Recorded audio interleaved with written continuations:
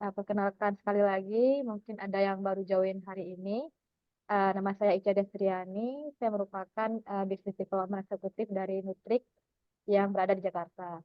Nah, jadi hari ini kita akan mengadakan acara sharing session, Zoominar kembali tentang Alzheimer yang akan disampaikan oleh Bu Siti Aisyah, nutrisionis dari Nutrik Malaysia. Nah, hari ini juga kita ada kehadiran Pak Albert, CM Nutrik Indonesia, dan juga Pak Tyson. Jadi semoga sharing session hari ini menambah pengetahuan Bapak Ibu semuanya yang kira-kira bisa membantu untuk prospekan ke depannya ataupun ada calon member, calon konsumen yang kira-kira mengalami masalah yang serupa sehingga bisa menambah ilmu Bapak Ibu semuanya. Baik, langsung kita mulai saja. Kepada Bu Siti Aisyah, waktu dan tempat saya persilakan. Silakan Bu Siti Aisyah. Oke, terima kasih Bu Ica. Oke. Selamat sore Bapak Ibu yang ada hari ini. Oke, jadi di sini wah senang sekali saya bisa lihat ada Pak Albert, ada Ica, ada Pak Burhan juga. Udah lama nggak ketemu Pak Burhan. Dan kita juga ada Bu Dewi, Bu Ami, dan juga yang lainnya. Oke, salam perkenalan semuanya. Saya Aisyah, selaku nutritionist di Nutri HQ Malaysia. Jadi setiap bulan memang kita akan ada sesi health talk ya. Jadi harapnya semua itu sudi lapangkan waktu untuk hadir ke sesi health talk kita. Dan seperti sesi kesehatan yang sebelumnya, kita emang akan santai aja ngobrol tentang penyakit-penyakit semasa dan juga tips kesehatan. Jadi semoga ilmu-ilmu ini bermanfaat kepada kita semua. Oke, jadi hari ini kita akan lagi bicara tentang penyakit yang sering terjadi pada orang tua, yaitu Alzheimer. Oke, yuk kita lihat apa itu Alzheimer. Oke, nah sini mari saya jelasin apa itu Alzheimer.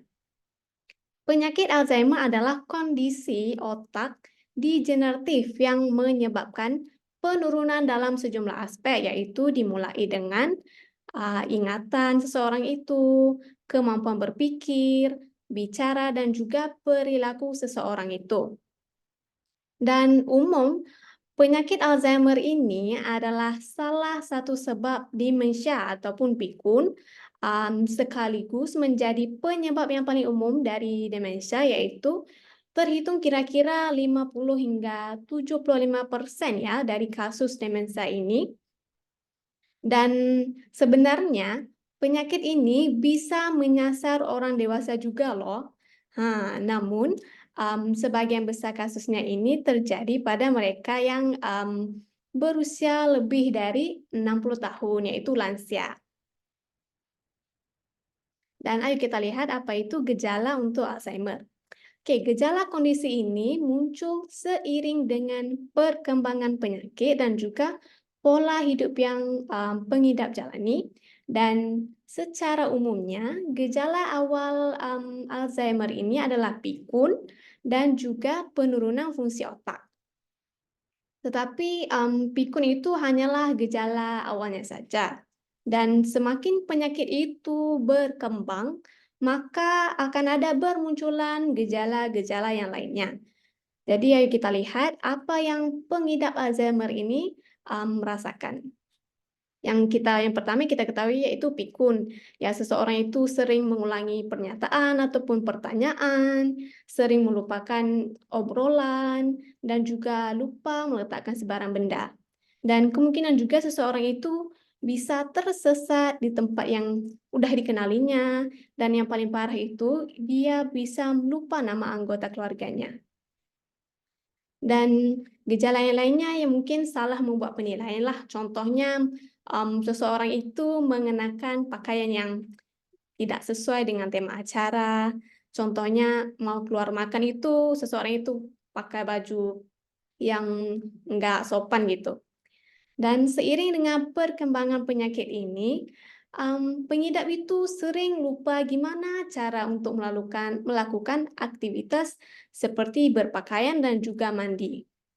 Dan selain pada itu juga, gejala perubahan kepribadian dan perilaku juga akan dirasai oleh pengidap Alzheimer. Contohnya depresi, nggak mau bergaul sama orang, perubahan suasana hati, dan juga perubahan pola tidur. Dan di sini merupakan penyebab Alzheimer. Oke, penyakit Alzheimer ini terjadi saat protein otak itu gagal berfungsi secara normal, sehingga ianya itu mengganggu kinerja sel otak kita yang dipanggil neuron. Jadi ketika neuron itu rusak, sel otak itu akan kehilangan koneksi antara satu sama lain hingganya ia akan mati. Dan di sini kita bisa lihat ada dua protein otak yang menjadi penyebab utama Alzheimer, yaitu yang pertama ini ialah amyloid.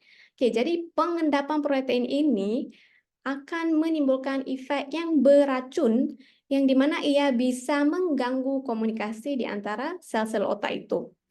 Dan protein yang kedua itu yaitu neurofibril. Oke, jadi ini adalah protein yang berperan dalam membawa nutrisi ke sel otak kita. Jadi jika protein ini rusak, ia bisa mengganggu proses pengiriman nutrisi. Jadi ia bisa memicu efek yang beracun bagi sel otak.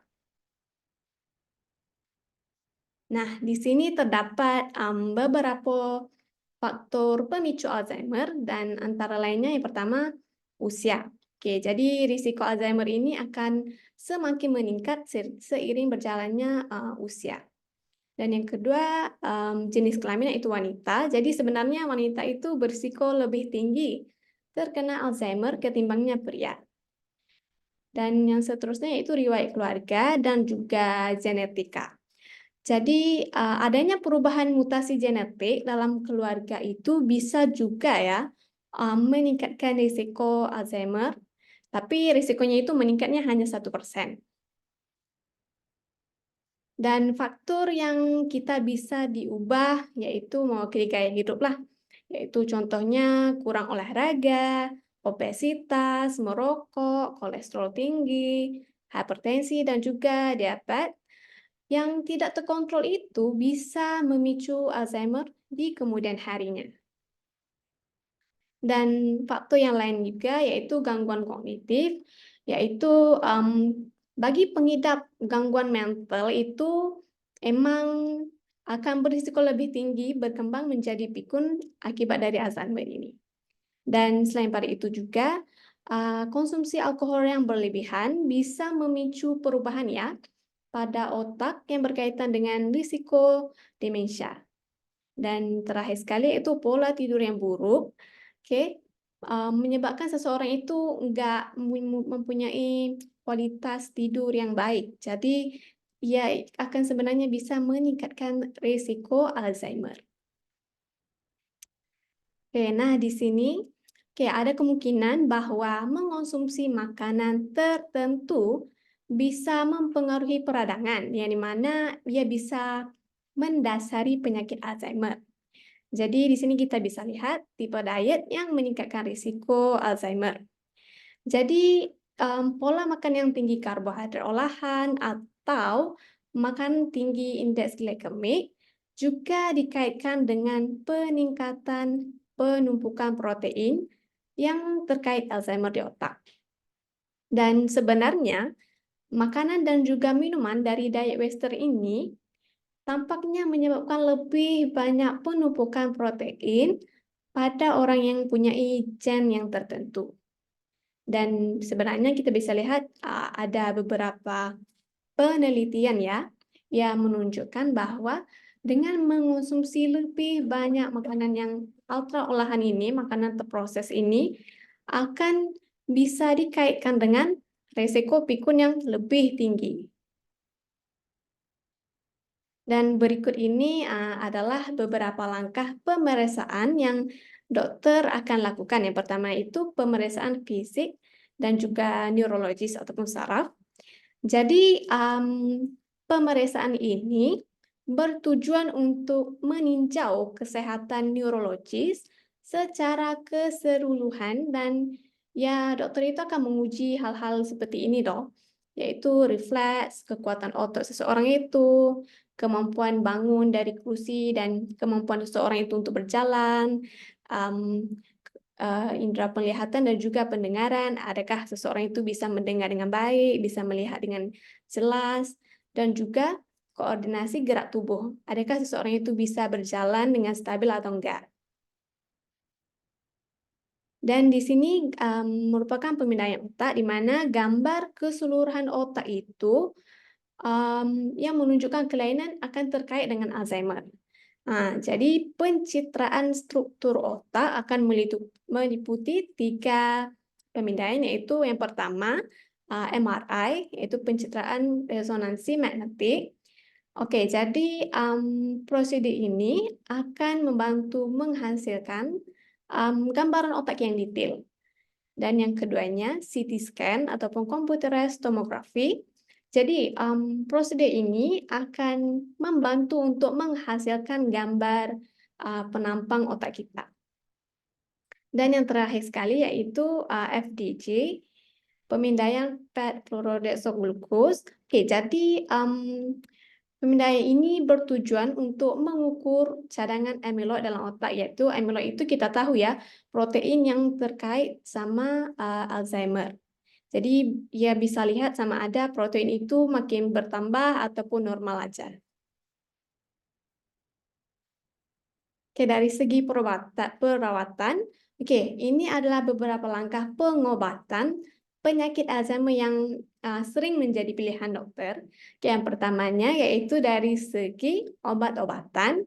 Oke, inhibitor cholinesterase ini, obat ini sebenarnya bisa memperbaiki gejala berupa agitasi dan juga depresi. Manakala obat yang kedua itu memantine. Oke, jadi obat ini bekerja dengan memperlambat perkembangan gejala Alzheimer yang dari sedang hingga berat. Dan yang ketiga ini yang paling penting yaitu dengan mencipta lingkungan yang aman bagi pengidap Alzheimer. Oke, ayo kita lihat gimana itu lingkungan yang aman. Ya, ini dia. Jadi, seseorang yang penderita Alzheimer sangat butuhkan dukungan orang sekitar untuk tetap menjaganya. Jadi, kita sebagai penjaga, kita bisa buat lingkungan yang mendukung dengan cara kita bantu menyimpan obat di tempat yang aman, ya, berikan handphone dengan alat pelacak supaya kita bisa mencari mereka jika mereka itu sesat. Oke, yang seterusnya kita berikan jadwal kepada mereka untuk menjaga rutinitas dan tulis aktiviti yang harus mereka lakukan pada hari tersebut. Dan selain itu, kita juga bisa coba dengan kurangi cermin, cermin di rumah karena mereka itu akan takut ataupun pening jika melihat terlalu banyak cermin di rumah. Oke. Dan seterusnya kita bisa bantu dengan cara simpan barang yang berharga pada tempat yang sama agar mereka itu nggak sulit untuk mencari barang itu. Oke. Dan yang paling penting itu kita harus sediakan bangku untuk mandi yang mendukung supaya untuk mengurangkan risiko kejatuhan, jatuh itu. Dan yang paling penting, lakukan hobi kesukaan mereka sebagai rutinitas sehari-hari. Jadi, dengan ini, kita sebenarnya bisa bantu meningkatkan kualiti hidup mereka ini. Dan ini dia terdapat beberapa tip berguna kepada buat anak yang menjaga orang tua yang ada Alzheimer.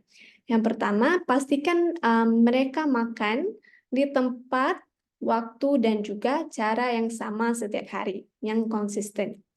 Supaya mereka bisa ingat apa yang mereka harus lakukan setiap hari itu. Dan sebisanya berikan makanan yang mereka sukai dan kita harus pastikan suasananya itu nyaman, senyap untuk mereka makan. Oke? Dan ketika mereka makan, kita bisa aja mulakan obrolan bersama mereka dan kita ngobrol tentang perkara yang mereka minati dengan nada yang ramah gitu, ya. Oke, dan yang paling penting, kita harus menyediakan makanan yang lembut dan porsi yang sedikit pada waktu yang kerap, supaya mereka itu sentiasa terjaga dari segi pemakanannya itu.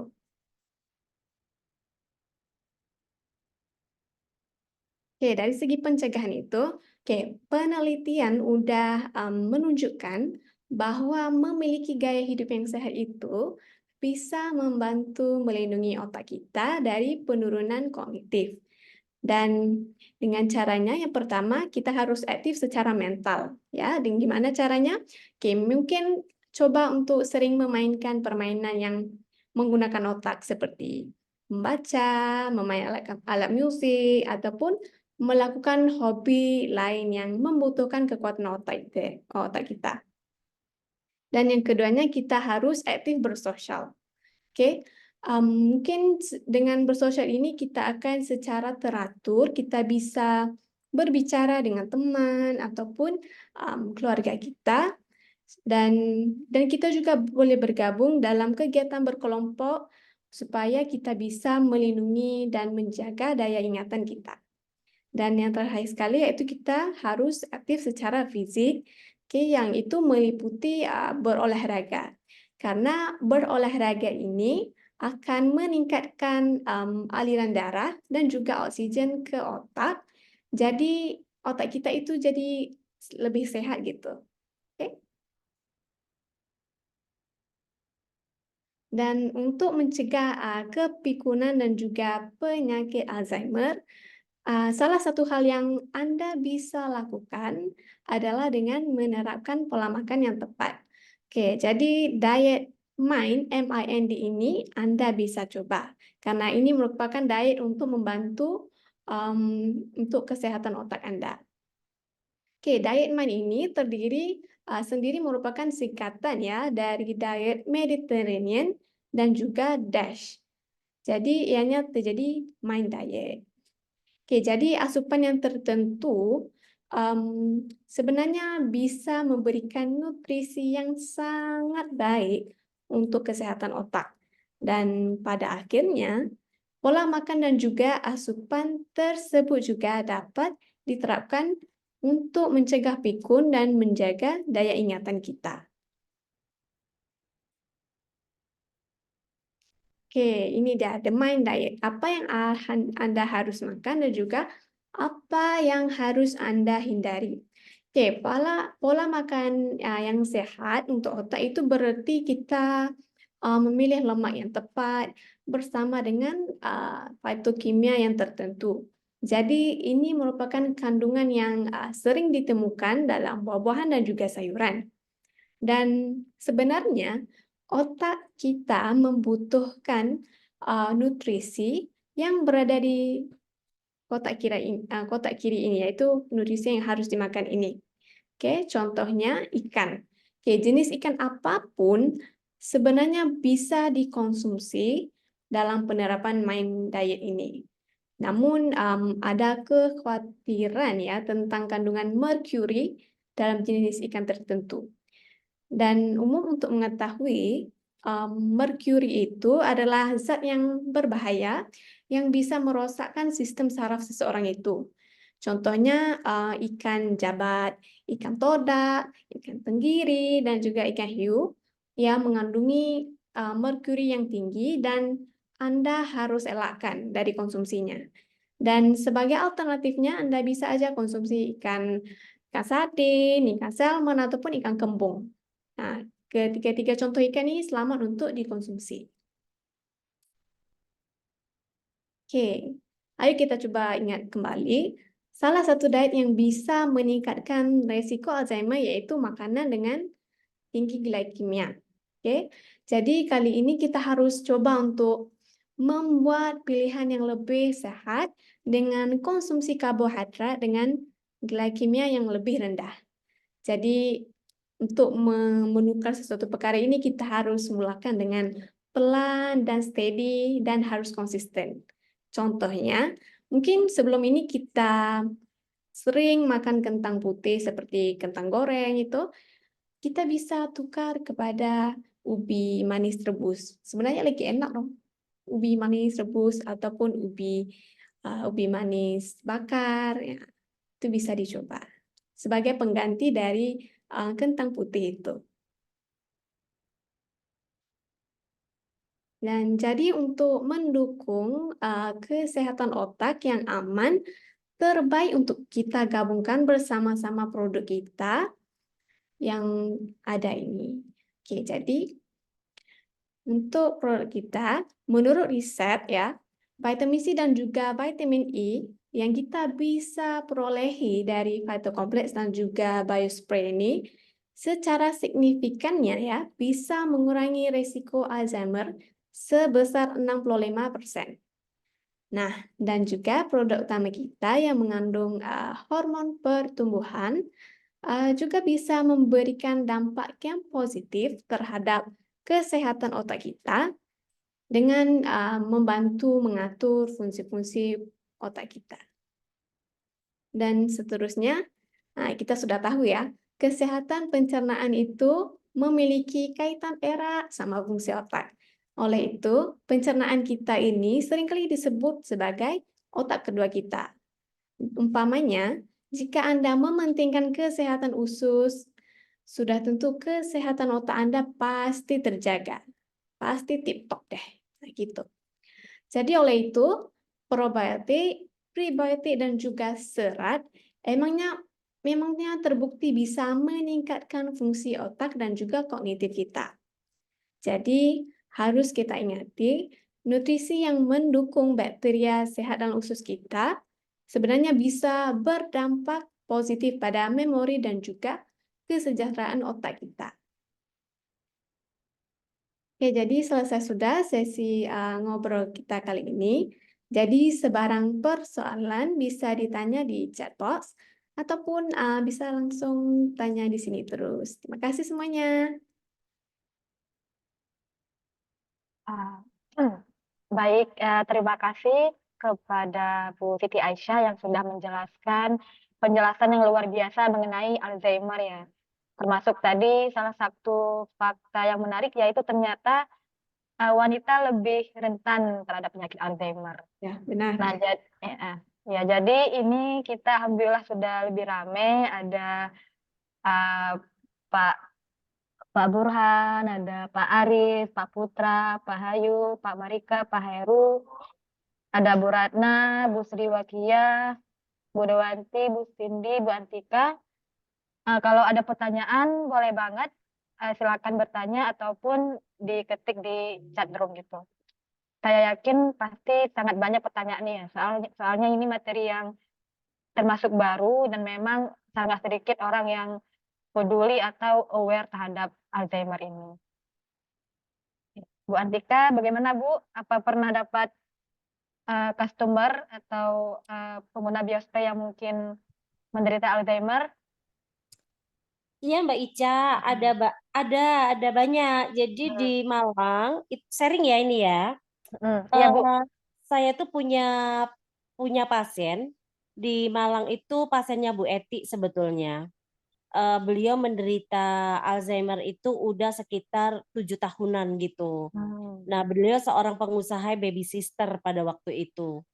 Nah, ketemu kita pun pas waktu kita mengadakan seminar di Rumah Makan 52. Anaknya datang, kemudian kita tangani. Begitu kita tangani 20 hari memakai biospray pada waktu itu tidak ada pitokompleks ya. Tapi saya sarankan memang makan buah untuk anggur merah.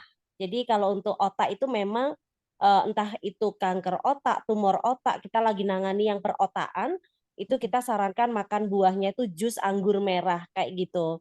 Nah, hari ini kita punya pitokompleks itu sangat luar biasa sekali mendukung sehingga pasien itu nggak usah terlalu ribet untuk mencari-cari yang harus menyediakan juicer dan lain-lain ya. Ini sangat mendukung dan pasien saya Alzheimer ini 20 hari saya visit itu udah ingat semua. Saya juga kaget pada waktu itu yang biasanya sholat itu pakai buku itu udah enggak. kemudian yang di awal saya tangani itu orangnya cuman kayak melongo gitu ya, diajak ngomong nggak respon, itu langsung respon, kemudian inget 4 nama anaknya, padahal di awal tidak mengenal mana anakku, berapa anakku, di mana aja itu nggak kenal. Bahkan ini yang paling mengejutkan, dia itu memiliki tabungan sekitar 470 juta, itu inget Mbak. Itu yang paling mengejutkan kita. Terus dia bilang, "Loh, uangku yang 470 juta di mana, Nak?" Bilang gitu ke anaknya. "Aman, Mah, ada di aku. Mama tenang aja udah." Kayak gitu. Yang penting Mama sehat, cepat berobat, sehat gitu. Nah, sampai sekarang pun beliau masih maintain. Nah, yang ada tambahannya lagi, ternyata beliau itu kenapa ditaruh di lantai 2 dan tidak pernah turun, ternyata ada osteoporosis juga dan itu ikut Hmm. enak. Dan, ada asam uratnya itu sekitar 8 atau 9 gitu, itu langsung menjadi normal. Makanya beliau sampai detik ini masih maintain, biospray, ditambah lagi sekarang saya tambah probiorik sama tambah pitokompleks, kayak gitu. Terus, memang nanya ya, "Kenapa ya Bu Antika wanita itu kok lebih cenderung mengalami pikun gini ya Bu, soalnya beberapa teman saya ibunya juga seperti ini ya. Memang saya sedikit jawab ya, karena kita pernah ikut seminarnya dokter Ridwan pada waktu itu. Kita ini memang sebagai wanita ini adalah otak kita itu kayak kayak pencetus ide ya, jadi penggerak. Wanita itu adalah semua hal dipikir, kuat banget mau mikir yang enak, gak enak, susah, gak susah. Nah itu kuat banget wanita itu. Bahkan kita ini mampu melakukan beberapa pekerjaan di satu waktu yang bersamaan. Ternyata memang Tuhan memberikan satu kelebihan kepada wanita itu, corpus callosumnya yang bagian otak tengah itu lebih tebal 30%. Makanya wanita itu sok hebat gitu loh. Terkadang kita melihatnya tuh wanita tuh sok hebat banget, bisa mikir ini, bisa mikir itu gitu ya. Padahal sebetulnya terkadang kita juga punya kelemahan, lelah, ada kalanya kita lelah, tetapi kalau kita punya satu semangat yang luar biasa, kita mau mikir apapun itu memang dibuat kuat kayak gitu. Beda dengan pria ya. Ini selalu saya sosialisasikan memang Mbak Ica di BOP kita ya. Kenapa sih otak kita bisa mengecil? Karena kita selalu menayangkan bahwa di saat usia menuju ke 70 tahun itu otak kita akan mengecil 30%. Nah, dari 30% itu pun sudah bisa mengalami Alzheimer kayak gitu ya. Ginjal kita juga seperti itu. Dari situlah saya terangkan sedetail itu dan solusi dari produk kita itu seperti ini. Makanya dari situlah titik closing itu benar-benar luar biasa loh. Kalau kita udah menjelaskan dan menerangkan tentang otak itu. Gitu. Itu sharing dari saya, Mbak Ica. Wah, baik, luar biasa Bu Antika. Berarti memang sudah ada ya kasus di lapangan yang kena Alzheimer yang alhamdulillah kebantu dengan penggunaan biospray ditambah pitokompleks ya Bu Antika ya. Banyak, sebetulnya sih untuk masalah kepikunan ya, ada yang sudah usia itu memang yang paling banyak diserang memang wanita, kalau laki-laki itu sedikit sekali kena, kecuali pernah kena stroke, ada tekanan benjolan atau cairan, kemudian migrain, dari situ kan bisa kena. Kemudian nggak hanya karena kita menua aja Mbak Ica, pernah kecelakaan, pernah operasi otak, itu juga bisa mengalami itu. Nah, yang kita bantu pun tidak hanya orang-orang yang kena Alzheimer aja dari kelupaan itu, tapi orang-orang yang kena stroke itu kalau yang sudah diserang memori, itu juga udah mengalami kelupaan-kelupaan gitu Mbak Ica. Ya. Seperti itu.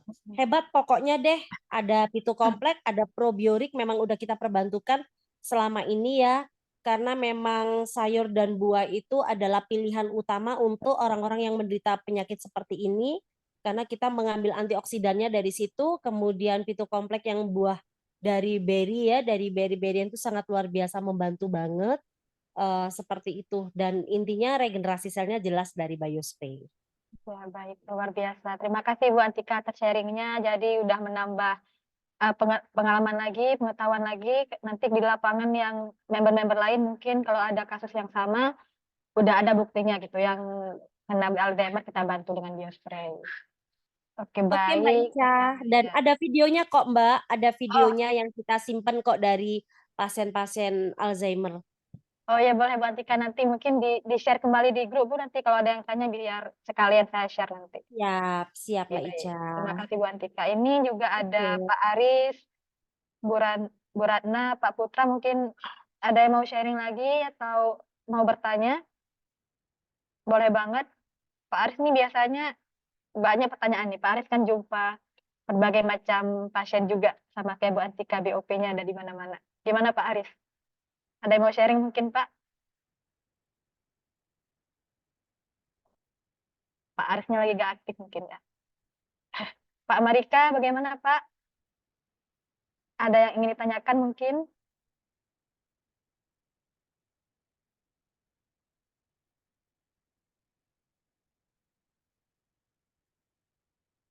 Masih belum ada yang ditanyakan, Bu. Oh, masih belum ada ya Pak Terima Marika kasih ya. banyak atas penjelasannya. Oke, ya. Cukup tercerahkan. Jadi kalau Baik. kita menemui banyak pasien, bisa menjelaskan dan mengarahkan apa yang harus digunakan dalam pengobatan Alzheimer. Terima Baik. kasih banyak. Ya, sama-sama Pak Marika. Ini ada Bu Ratna, Pak Heru, Bu Sriwakia. Oh, Pak Hayu juga tidak ada, baik, tidak apa-apa. Mungkin ada yang ingin ditanyakan?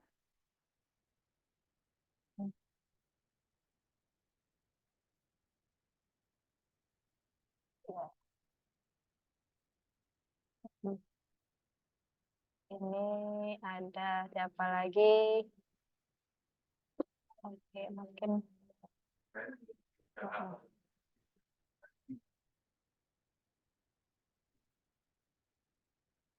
Mungkin karena belum ada, mungkin dari saya ya, Bu Siti Aisyah ya. Kemarin saya sempat baca artikel katanya yang mitos penyakit Alzheimer itu yaitu dialami oleh orang yang tua. Dan ternyata orang-orang muda pun seperti kita juga katanya cenderung rentan juga terhadap penyakit Alzheimer. Apa benar begitu Bu Siti Aisyah atau mungkin ada pendapat lain? Oke, jadi ya sebenarnya gitu. Ya, saya setuju karena sebenarnya Alzheimer ini tidak hanya menyerang orang tua saja. Karena contohnya Alzheimer ini juga bisa menyerang orang yang dewasa ataupun kanak-kanak jika mereka mempunyai mungkin mereka pernah itu apa tuh accident kecelakaan. Kecelakaan. Ya, kecelakaan dan Kecelakaan. menyebabkan fungsi otak itu terganggu. Dan kita tahu ya, apabila fungsi otak kita itu terganggu, ya sebenarnya bisa meningkatkan lagi risiko Alzheimer ini. Dan ada juga sebenarnya kasus di mana orang dewasa itu mempunyai Alzheimer disebabkan perkara-perkara ini. Dan di sini saya ingin tekankan juga ya, selain seperti Bu Antika bilang tadi, selain pada Vetokompleks dan juga biospray, kita juga harus mengonsumsi probiotik dan juga green mix karena kita tahu ya, kesehatan usus kita itu emangnya terkait sama kesehatan otak kita. Jadi jika kita menjaga usus kita itu dengan konsumsi serat yang mencukupi, mengonsumsi bakteria baik dari probiotik ini, dan secara langsungnya itu bisa memperbaiki fungsi kognitif otak kita. Dan sebenarnya ini berdasarkan riset ya, bukan berdasarkan saya aja. Bukan saya ngomong, riset ini yang ngomong. Oke, jadi sebenarnya kita harus menekankan itu juga, produk-produk ini juga. Betul sekali, Bu. Saya salah ya sedikit ya, Mbak Ica ya. Apa, Bu? Kemarin saya mengikuti workshop di Surabaya bersama pertemuannya itu memang dokter-dokter gitu, Mbak Ica. Dan kita memang membahasnya itu masalah penyakit degeneratif gitu. Salah satunya adalah sampai di kanker otak kayak gitu ya, sampai di pikun. Nah, memang sumber dari materi yang saya dapat kemarin itu sangat luar biasa sekali ya. Dan saya bersyukur adalah orang yang salah satu diundang oleh seorang dokter yang sangat luar biasa, dan di sana kita kumpul dengan para medis dengan sharing yang luar biasa sekali. Nah, ilmu itu memang bermanfaat sekali untuk kita sharing di lapangan gitu. Makanya saya ikuti banget jam 9 pagi sampai jam 9 malam workshop kita seperti itu. Nah, ini padahal kondisi saya lagi sakit kaki ini Mbak Ica, tapi saya bela-belain pokoknya gitu ya. Memang sumber dari semua penyakit yang terjadi di dalam diri kita ya, biarpun itu di otak, itu memang sumbernya dari lambung. Jadi makanya kenapa kita lebih gencar-gencarnya lagi selama ini memang saya sharing di grup saya pun lebih banyak saya sharingkan tuh tentang lambung gitu ya. Dan kita juga membahas tentang obat lambung, dampak itu seperti apa kita konsumsi obat lambung sangat tidak bagusnya itu seperti apa. Nah, dari sinilah nanti saya juga akan sharing dengan beberapa tim ya, bahwa obat kita ini kalau sakit lambung itu memang tidak boleh diobati dengan obat lambung, karena obat lambung itu adalah penetral asam, sementara kita membutuhkan asam itu untuk melumat makanan, mendapatkan nutrisi supaya dirubah protein menjadi asam amino sebagai makanan pokok sel kita. Jadi kalau lambung kita bermasalah, kita kasih obat lambung dan asamnya netral, itu kita nggak dapat makanan apa-apa dan semuanya jadi feses gitu loh. Nah, dari situlah Bu Aisyah tadi ngomong, ini sangat nyambung banget gitu dengan ilmu yang barusan saya dapat. Itu memang bukan riset yang Bu Aisyah ucapin sendiri, tapi ini memang sudah penelitian medis dari berpuluh-puluh tahun, tetapi hanya sekedar lambung itu barusan terjadilah pembahasan. Makanya kenapa diteliti banget penyakit A, B, C, D, E ini sebetulnya dari mana sih sumbernya? Ternyata dari lambung loh. Dari lambung yang asamnya dinetralin. Itu yang hari ini sangat berbahaya sekali. Makanya kalau sakit lambung itu kita nggak perlu minum obat, pakai probiotik itu sudah cukup, dan probiotik bukan untuk menetralkan lambung, benar-benar untuk menjaga kondisi di mana asam yang ada di dalam lambung kita itu tidak netral tetapi tidak meningkat gitu loh. Seperti itu, luar biasa banget pokoknya. Kita mungkin bisa sharing lain waktu ya lebih dalam lagi. Ini cuma saya menimpali bahasanya Bu Aisyah yang sangat luar biasa sekali hari ini. Sangat nyambung dengan ilmu yang barusan saya dapat kemarin gitu loh. Nah, baik. Cukup Mbak Ica. Oke, baik. Terima kasih Bu Antika sudah bantu sharing juga. Dan ternyata memang apa yang disampaikan sama Bu Siti Aisyah memang juga banyak disampaikan oleh ahli-ahli kesehatan lainnya yang seperti pada acara yang Bu Antika ikuti gitu. Jadi sudah nambah lagi ilmu kita, dan memang benar sudah dari bulan puasa kemarin pas materi yang makanan tersebut kita sudah mengetahui bahwa bagaimana apa yang kita makan itu ternyata mempengaruhi segala atau semua organ yang ada di tubuh, mulai dari ginjal, otak, dan sebagainya. Jadi memang harus diperhatikan konsumsi makanan yang kita konsumsi gitu. Mungkin Iya. uh, Satu lagi Mbak Ica, ya Iya. satu lagi mumpung ini kita Zoom ya. Iya Bu, Sebetulnya saya tuh kalau barusan dapat ilmu tuh gatel mulut saya gitu. apa Bu, malah bagus kita sharing. Jadi gini, ternyata itu apa yang kita lakukan selama ini itu udah bener Mbak Ica. Saya itu kalau lagi ngatasi orang sakit, misalkan osteoporosis ya, osteoporosis pasti jelas orang tersebut, pasien tersebut itu minum obat anti nyeri gitu. Soalnya pasti kan cekut-cekut dia nggak kuat gitu loh lah. Anti nyeri ini berdampak pada lambung. Kalau udah kena lambungnya pasti infeksi. Kalau udah infeksi pasti perih kan gitu ya. Jadi BioSpray Regular Plus ini akan bekerja anti-inflamasinya untuk infeksinya pada lambung. Jadi bukan kalau perih itu dikasih makan, tapi kita harus minum per 1 jam Mbak Ica. Gitu. Jadi kita makan probiotik, minum air putihnya per 1 jam, makannya tepat waktu sehari 3 kali, jangan sampai kita minum obat lambung kecuali urgent banget baru kita tambahin nggak apa-apa. Soalnya obat lambung itu penetral asam Mbak Ica, seperti itu. Jadi makanya kita sudah punya lengkap ya, ada probiotik, ada green milk, itu udah berkesinambungan banget, ditambah BioSpray Regular Plus. Jadi kalau orang bilang bahwa lambungku sakit, aku nggak bisa pakai yang asam.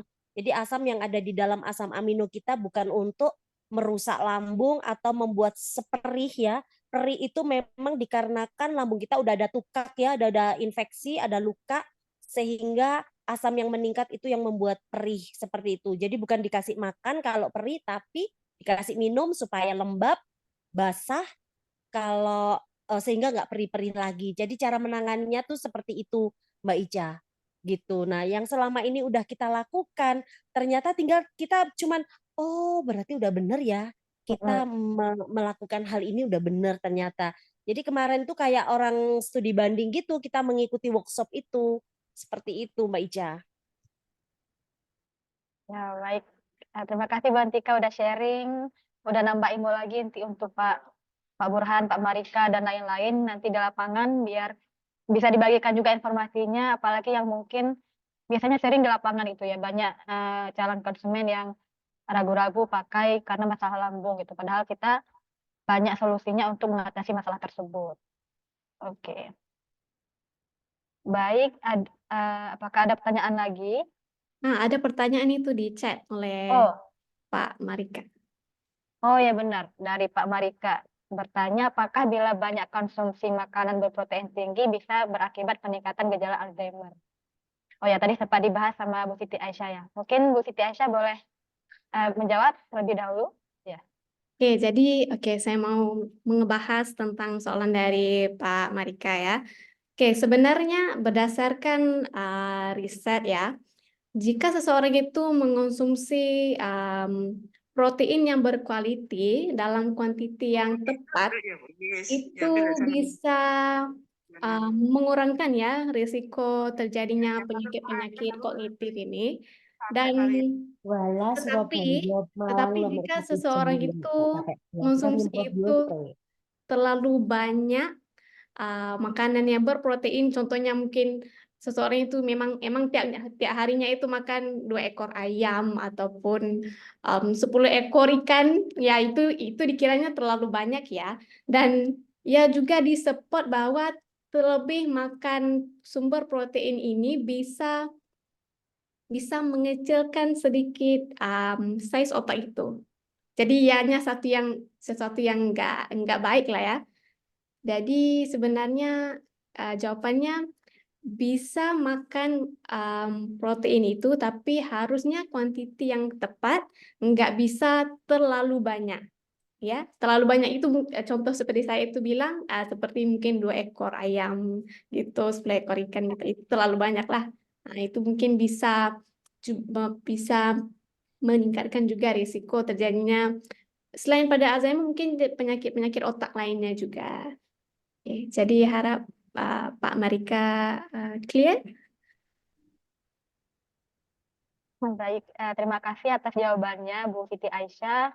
Jadi memang semua yang berlebihan itu pastinya tidak baik ya gitu. Pak Marika, bagaimana Pak? Apakah sudah terjawab atau mungkin ada hal lain yang ingin ditanyakan? Sudah terjawab. Terima kasih banyak penjelasannya.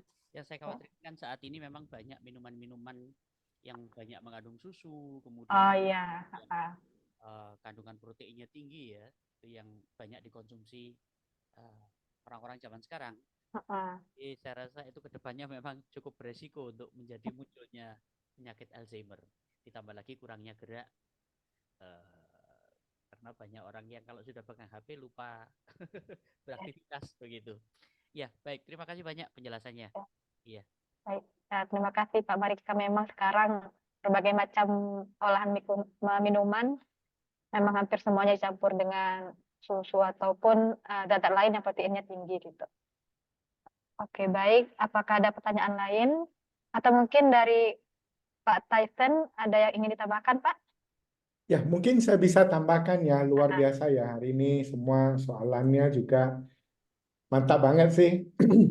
Ya, tapi tadi kita ngomongin kan soal protein. Ya, kita jangan lihat protein dari segi Alzheimer doang lah. Kalau di tubuh kita terlalu banyak protein juga akan dampak ke bagian organ yang lain. Ya, contohnya ginjal, apa itu semua kan. Jadi dalam kehidupan ini semua kita harus mencukupi. Jangan terlalu banyak. Hanya satu aja bisa terlalu banyak yang kita nggak bakalan takut. Uang. Oke, kalau dari soal makan, dari segi makan itu mendingan ya sampai kita dapat asupan yang mencukupi. Ya, mumpung kita lagi bahas green mix ini ya, saya bisa ngomongin karena memang sih benar kalau bahagian lambung itu ya bisa dibilang adalah dasarnya ya, bermula macam-macam penyakit di tubuh kita. Karena kita pakai logika aja, saya bukan dokter ya, kita pakai logika ya. Hari ini apa asupan nutrisi yang masuk ke dalam tubuh kita diserap di mana? Oke, lambung. Lambung kan, di Iya, lambung. usus, itu semua. Jadi kalau usus kita nggak berfungsi dengan benar, gimana mau menyerap asupannya?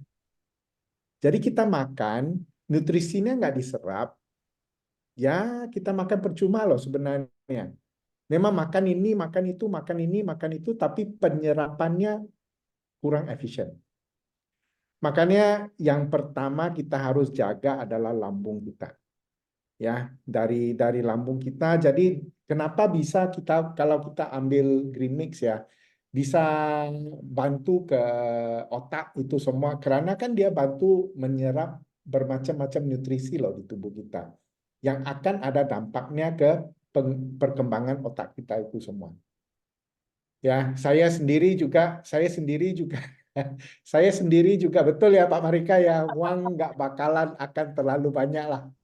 Ya, saya sendiri juga setiap hari ada minum green mix.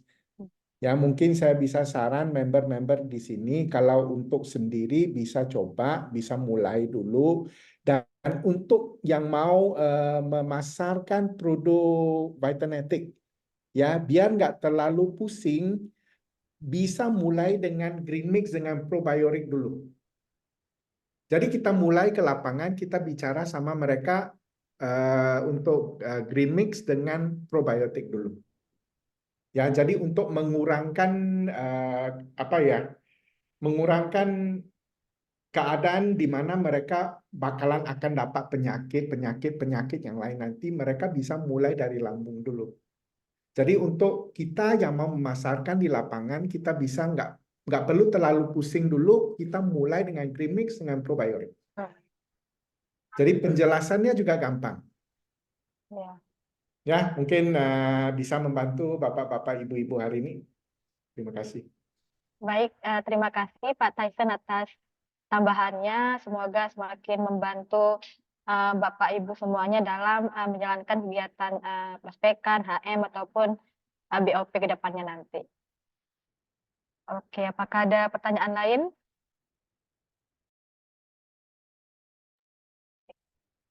Kayaknya sudah habis ya. Mungkin sebelum kita tutup, peserta semua boleh buka kamera sebentar, kita foto bersama untuk dokumentasi. Bu Antika, Pak Hayu, Pak Burhan, Bu Dewanti, Pak Aris. Enggak ya, sorry. Oh iya, Bu Antika, nggak apa-apa. Yang bisa buka kamera boleh buka sebentar, yang tidak bisa tidak apa.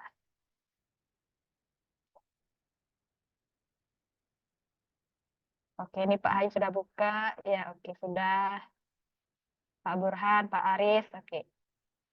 Oke, baik, kita foto sekarang ya dalam hitungan. Oke, 1, 2, 3. Ya. Baik, pose kedua mungkin cuan kayak gini. Ya. 1, 2, 3. Oke, sekali lagi gaya bebas. 1, 2, 3. Oke, baik, Bapak Ibu, sekali lagi di chat room ini juga ada link yang saya share. Jadi bisa diluangkan waktu